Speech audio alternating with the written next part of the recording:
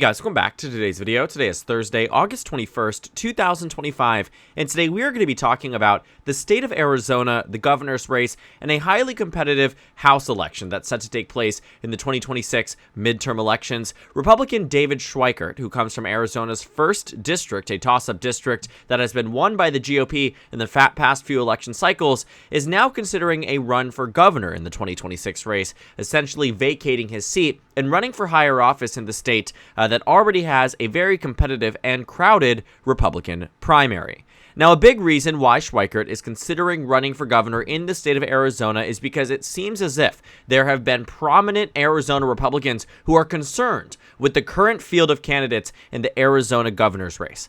Now, to answer the question that I think might immediately pop in your head is, does Schwikert really pose to be in a position where he could come into this primary and win it outright?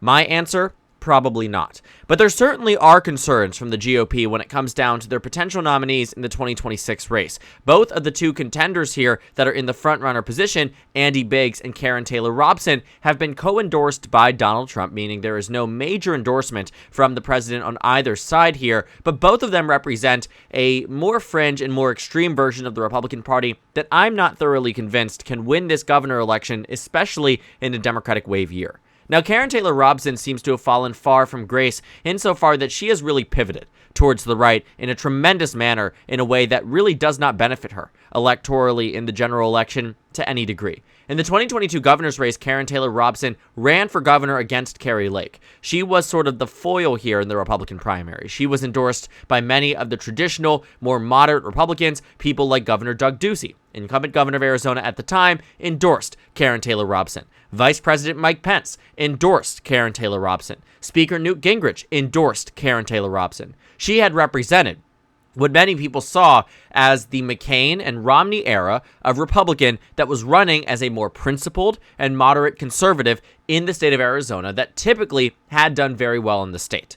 Juxtaposed with her was Kari Lake, who was a very big and staunch supporter of Donald Trump, received a lot of support from the Trump wing and the MAGA base in the party and in the primary. And you can find that Kari Lake had pretty much led very early on in this election because she had the notability and the Trump effect in the state. It was a competitive primary, don't get me wrong, but ultimately, Kari Lake in this race came out ahead and won.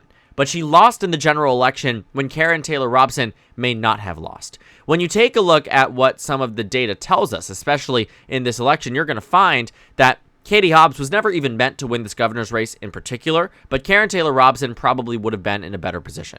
The numbers here are a bit wonky. They say that Katie Hobbs starts out with this position, but what we know is that it took the months of August, September, and October for things to look a lot better for Kari Lake, only for them to actually, in reality, get worse, that we weren't seeing until Election Day. It's very interesting. The numbers and the chance of victory for Kari Lake actually went up after the Dobbs decision, but in actuality, Arizona was voting to the left of what all of their data had suggested. And it was interesting, too, looking at 2026, when Karen Taylor Robson announced again the expectation was that when she was up against someone like Andy Biggs, clearly the Donald Trump style of campaign did not work. And I promise we're getting to the point about the House in just a moment, but Andy Biggs is running very similarly to Kari Lake, more extreme, more MAGA, more Trump. He is someone who I could imagine would lose the governor's election by a pretty significant amount in 2026 in comparison to what Trump's margin of victory was in 2024, when Donald Trump won the state by about 5.5 points. So looking at the 2026 race, and I look at these endorsements, again, a co-endorsement, but Andy Biggs obviously is the more extreme and more MAGA conservative. He has Lauren Boebert's endorsements, Eli Crane's endorsements, Paul Gosar endorsements, Charlie Kirk's endorsements.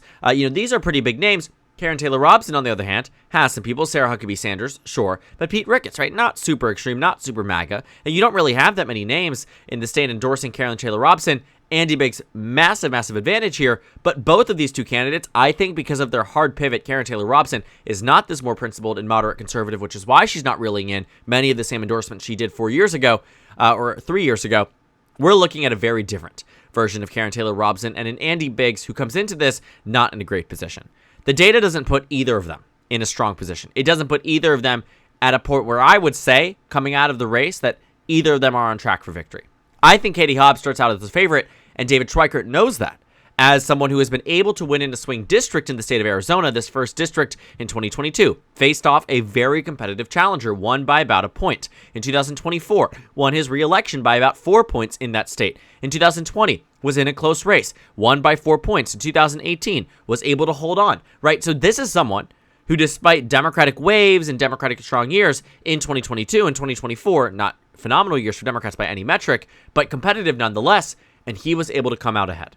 So if he decides that because he believes these two Republicans would lose the general election, which I don't deny, I think that's actually much closer to reality than we think, he comes into this with a position where he's vacating a competitive House seat because he believes the greater good in Arizona is at stake and that he could actually win this race and that he could actually take on Katie Hobbs and win in a general election.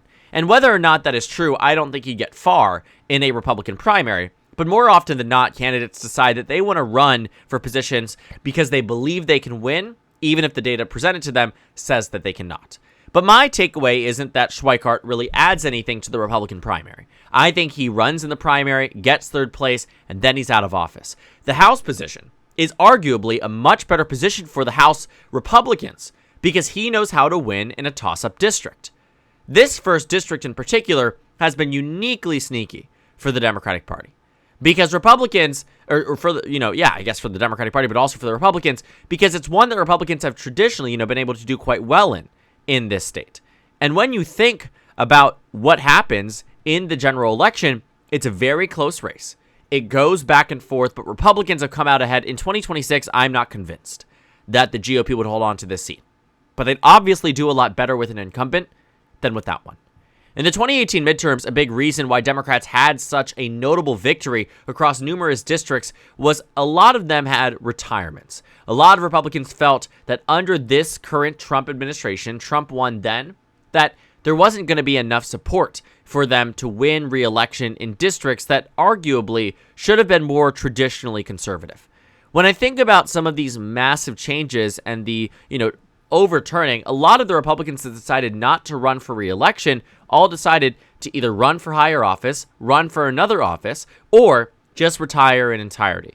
And that makes sense. When you think about these candidates that were running, for re-election, often that they were encouraged to run for re-election because of how competitive the races were going to be, that maybe they could be the ones who held on.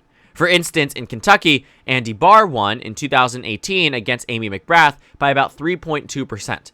Without him, looking at that swing in that race of a 22-point race down to a 3-point race, that district here likely would have gone to the Democratic Party without the help of an incumbent. And that's the major difference here, that you're looking at congressional districts where incumbency matters a lot. 90% of incumbents win re-election.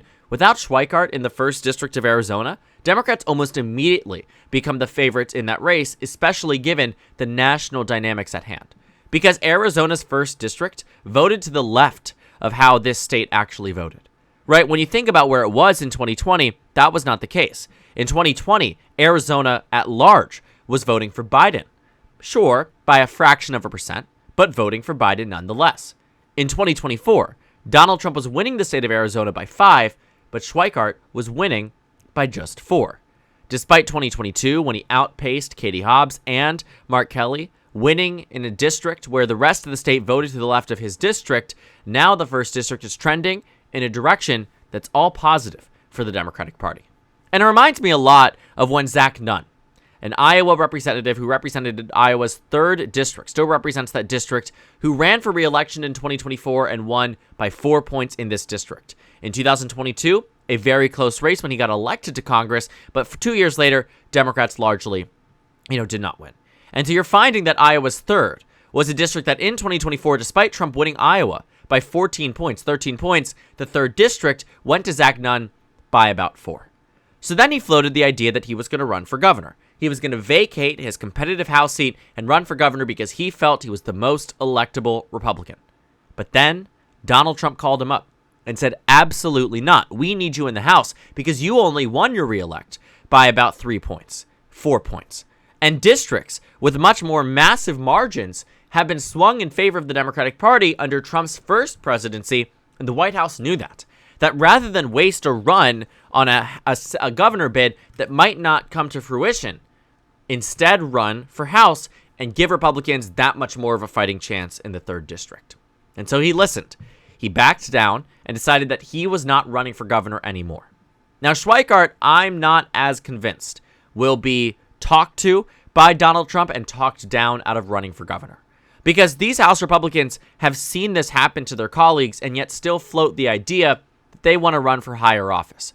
I think the 2026 governor's race in Arizona is uniquely interesting because if Schwikert does enter into the race, yeah, he probably is the most electable Republican. But it doesn't mean he can win the primary. That's the biggest hurdle. If this was a cleared field, I imagine Schwikert would have announced months ago that he was running for governor. Because you don't all of a sudden just say, gee, I guess I'll run for governor.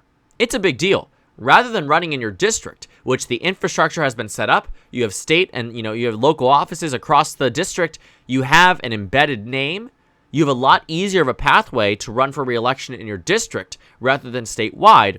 Maybe Schwikert's looking at it from a different perspective from Zach Nunn, that his district actually voted, to the left of the state. Actually, not different. I meant to say similar perspective as Zach Nunn, that it might be easier to run for governor than it is to run for re-election in a House seat the Democrats will likely win. The Democrats will come into this not as the favorites, but I do think that as time continues, especially if Schwikert removes himself from the race, the district will look a lot more positive for the Democratic Party. Now, again, it's not a guarantee, but right now it's a toss-up, tilt Republican, and a toss-up, depending on what you're looking at here, and it looks like it's going to be an extremely competitive race, regardless if the incumbent runs or not. But if he enters into this primary, Democratic odds at winning the House and in the 1st district go up tremendously. And that's a big reason why I imagine that Schwikert might ultimately back down from running in this primary.